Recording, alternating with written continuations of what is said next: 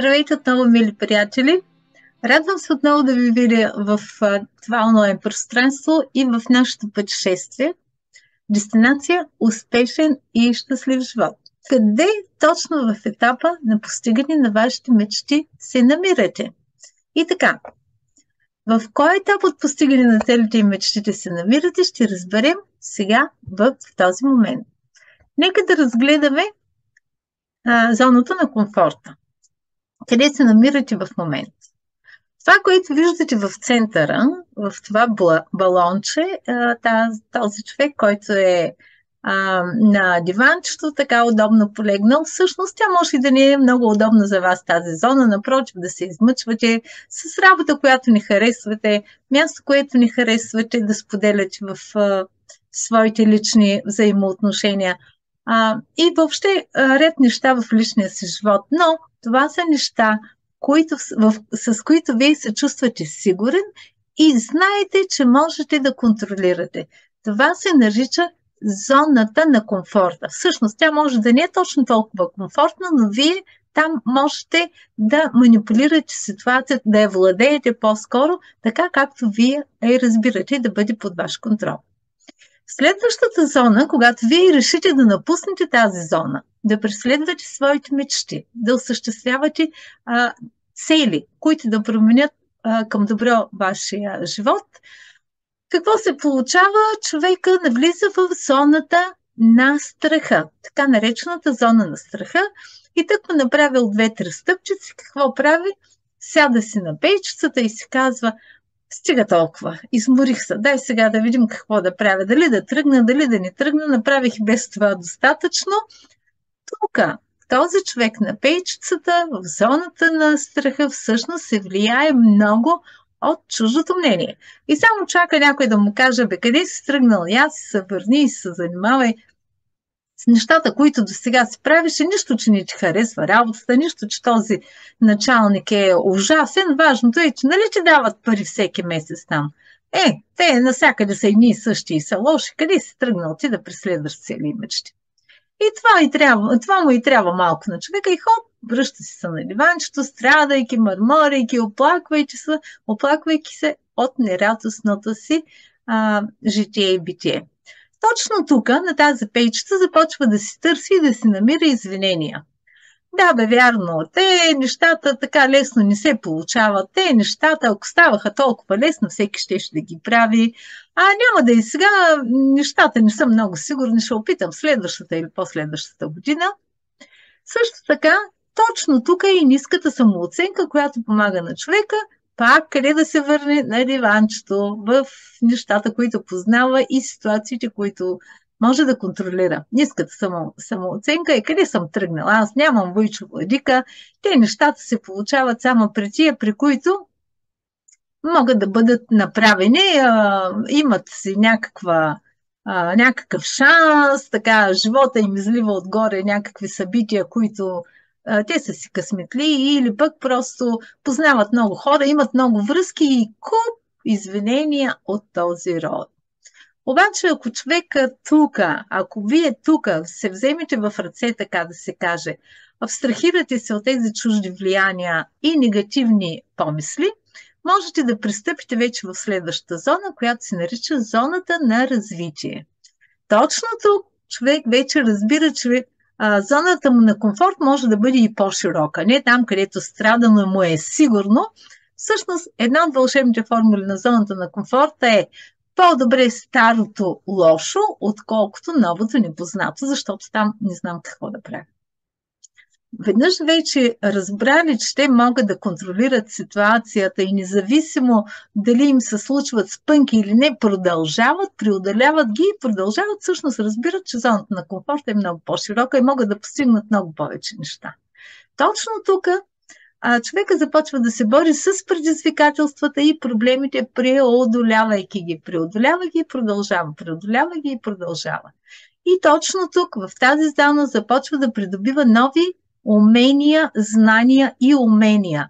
И всъщност успява да повиши по този начин самоувереността си, защото след всяка борба, след всяка бариера, която е успял да преодолее, всъщност това повишава самооценката и увереността. Самооценката и увереността, мили приятели, не идва даром. Тя идва с много упорита работа и последователност. И накрая човека вече навлиза в последната зона, която е зоната на успеха. Тук вече се качва на айсберга на успеха. Ако не сте гледали видеото, ви каня, моля да го погледнете в тази част, в която е кои са бариерите към нашия успех, и тогава той вече се появява там и хората виждат неговия успех, но не виждат нищо, което е отдолу, което той е постигнал през това, какви усилия е положил.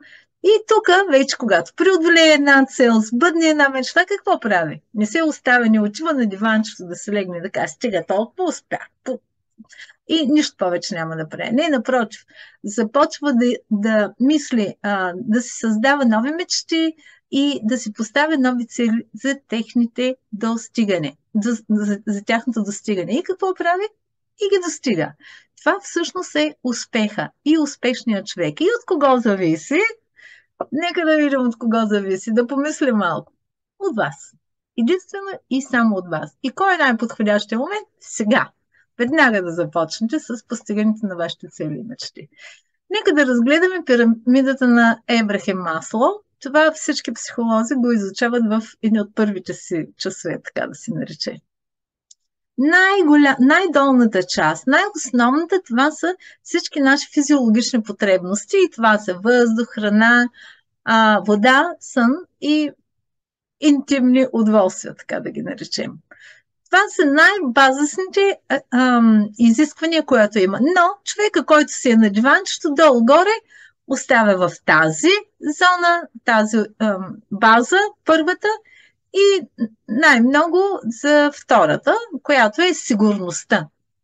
Сигурността, това е да има подслон, да има лична безопасност, да е здрав, да има лична и материална безопасност. Тоест, не ми харесва работата, но доходите ми са постоянни и знам, че всеки месец ще ги имам. Понякога дори хората, които не получават редовно финанси, заплатата си, така да го нарека, въпреки всичко остават, защото той ме е сигурно. Един ден ще се получа заплатата. Не знам защо понякога остават с месеци и с години така да се измъчват. Следващото ниво вече е любов, принадлежност, приятелство, семейство, любими хора, да бъде обичан, да обича и да бъде обичан. Вече в тази, така да се нарече, идилична зона на комфорта на пирамидата на Ебрахам Маслоу, той е израснал и е осъзнал, че всъщност има много повече потребности от предишните два. Да има семейство и приятелство, тук вече той поема и отговорност за своето, за още някой друг, не само за себе си. Да има любим човек, който да бъде подкрепа и да обича, и да също така да създава семейство, деца и да се грижи за тях. Следващото стъпало вече на пирамидата тук е уважение и самоуважение. Увереност, вяра в себе си. Спомняте ли си в коя зона идва тази увереност, вяра в себе си? Вече в третата зона, която е зоната на развитието. Тоест, навлизайки вече в зоната на развитието, може да се каже, че вие сте стигнали до предпоследното стъпало от иерархията на потребностите на Маслоу. И вече реализирането на личните качества, самоусъвършенството е вече върха на айсберга или зоната на успеха. Затова поздравление на всички, които се разпознават, че са в предпоследната или последната зона от пирамидата на Ебрахам Маслоу. Това означава, че те вече са разбрали, усетили са необходимостта и имат желанието да постигнат своите цели и мечти. И така, поздравления за всички вас, и за всички останали, моля, осъзнайте, че това зависи от кого? Преди всичко от вас. Обстоятелствата, колкото и да са лоши, вие можете да се адаптирате към тях и да намерите ресурса преди всичко вътре в себе си, за да постигнете и да стигнете до върха на пирамидата или на Маслоу, или на айсберга на успех. И така, Изненадите ми към вас, мили приятели, са днес две. Зоната на комфорта в PDF формат и пирамидата на Маслоу също така. Да си ги имате къде? Като настолни, на бюрото ви, ако искате, може да си ги направите като апликация на телефона, на компютъра, за да ви напомнят, че вие може да постигнете и да стигнете на вашите мечти, да стигнете до там, докъдето мечтаете. За кого са предназначени? За всички вас, които желаете да го получите. Как? Като ми напишете имейл или някакъв друг контакт за връзка долу в коментарите. Къде? В коментарите, разбира се, отново да потвърдим, под това видео или в групата във Facebook, но най-вече в канала ми в YouTube. Затова, мили приятели, подканвам ви да се замислите колко и докъде сте стигнали, да можете да разберете. Вече, когато имате ясна представа докъде сте стигнали, много лесно оттам нататък да направите следващите стъпки. И така, ако искате да разберете още тайни за постигане на целите и мечтите, ако искате да разберете повече и повече теми, различни, които ще разгледаме в дестинацията на успешен и щастлив живот, моля, последвайте ме в моята група в Facebook, Здраво тяло и дух, щастлив живот, или Здраво тяло и дух в YouTube, за да сте сигурни, че няма да пропуснете нищо от това вълнуващо приключение. Дестинация успешен и щастлив живот. И моля, ако ви е харесало видеото, за да мога да направя повече по тази тема, дайте ми един лайк, за да мога да се ориентирам. Напишете ми какво бихте искали друго да видите и върху какво друго можем да се съсредоточим. Също така не забравяйте да се абонирате. Къде? Тук долу. Тук долу в абониране и дайте ми и харесваме.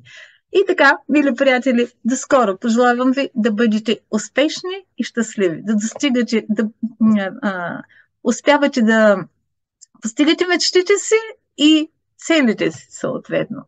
Хубав, светъл и успешен ден на всички!